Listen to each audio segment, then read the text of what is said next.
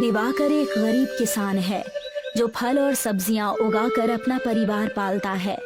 वो अपने बगीचों में गोबर और बाकी जैविक खाद का प्रयोग किया करता है, जिससे उसकी उगाई बहुत सी चीजें ताजा होती है और सभी ग्राहक उससे ही फल और सब्जियां खरीदते हैं।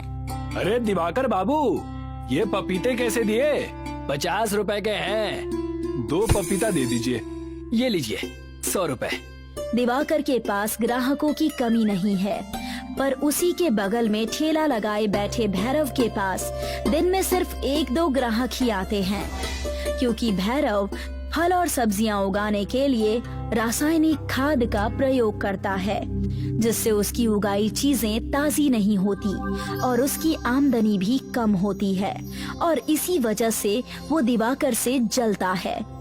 इसका जल्द ही कुछ करना पड़ेगा, नहीं तो ये मेरा पूरा धंधा चौपट कर देगा। भैरव कुछ सोचने लगता है। बहुत सोचने के बाद भैरव के दिमाग में एक आइडिया आता है। वो दिवाकर को फंसाने की साजिश करता है। सुनो दिवाकर भाई, तुम्हें पता है सरकार ने किसानों को सरकारी बीज देने की बात कही है। अरे ये तो बहुत अच्छी खबर सुनाई है भाई तुमने। अच्छे बीज मिलेंगे तो हम लोग और भी अच्छे से फल सब्जियां उगा सकते हैं। तो देर किस बात की है? चलो मैं बीज लेने जा रहा हूँ, तुम भी साथ में चलो। भैरव अपने साथ दिवाकर को ले जाता है और उसे एक सरकारी बीज भंडार से बीज के कुछ पैकेट्स देता है। बीज लेने के बाद दिवाकर वहाँ से चला जाता है और भैरव अपनी चाल चलता है। वो अखबार में खबर छपवाता है कि सरकारी बीज भंडार से एक आदमी ने बीज चोरी किए हैं। भैरव उस अखबार को लेकर दिवाकर के पास जाता है।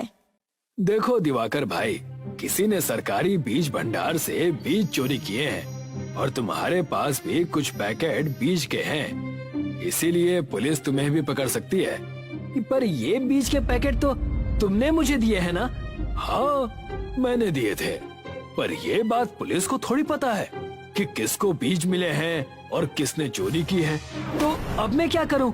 जब तक ये मामला शांत नहीं हो जाता तुम यहाँ से कहीं दूर चले जाओ। पर मैं जाऊँ कहाँ? मैं तुम्हें ले चलता हूँ। भैरव दिवाकर को लेकर दूर एक घने जंगल में जाता है, जहाँ पर एक अंग्रेजों के जमाने का जेल बना हुआ है। तुम कुछ दिन इसी जेल के अंदर छिपे रहो, बाद में मैं तुम्हें वापस बुला लूंगा। तुम्हारा बहुत बहुत धन्यवाद भाई, तुमने मुझे उस बेमतलब की आफत से बचा लिया।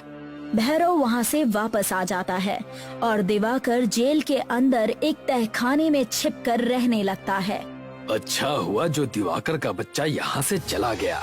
अब लोगों के पास मेरी फल सब्जियाँ खरीदने के अलावा कोई दूसरा रास्ता नहीं होगा।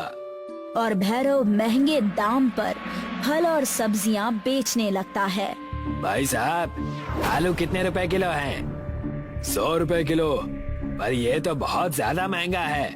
मैं तो ऐसे ही बेचूंगा, नहीं लेना है तो जाकर शहर से खरीद कर लाओ। ग्राहक को मजबूरी में भैरव से सब्जियां खरीदनी पड़ती है। दिवाकर के न होने का भैरव पूरी तरह से फायदा उठाने लगता है। इसी बीच कुछ चोर शहर की एक बड़ी सुनार की दुकान से सोना चुराकर शहर से दूर जंगल की तरफ आते हैं। जंगल में चलते हुए उन्हें ये पुरानी जेल दिखती है।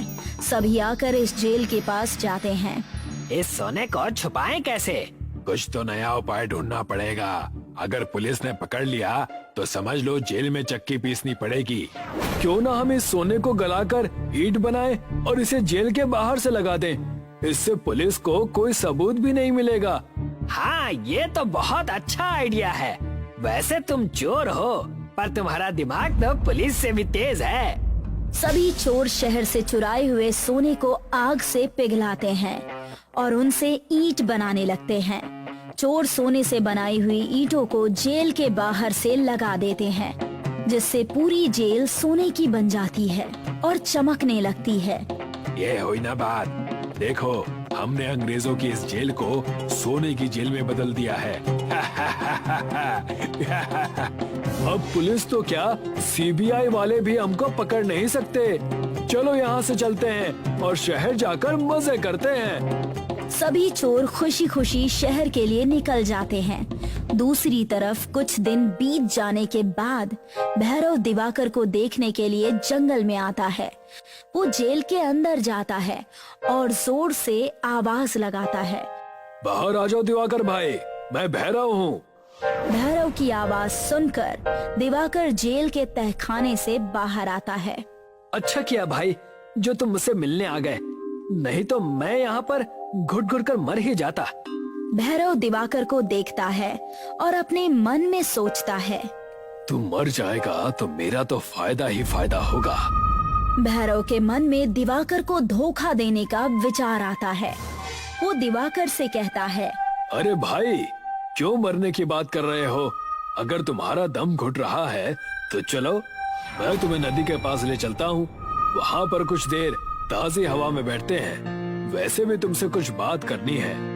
दिवाकर और भैरव जैसे ही जाने के लिए मुड़ते हैं, तभी वहाँ से एक सोने की ईंट नीचे गिर जाती है, जिसकी आवाज सुनकर ये दोनों रुक जाते हैं।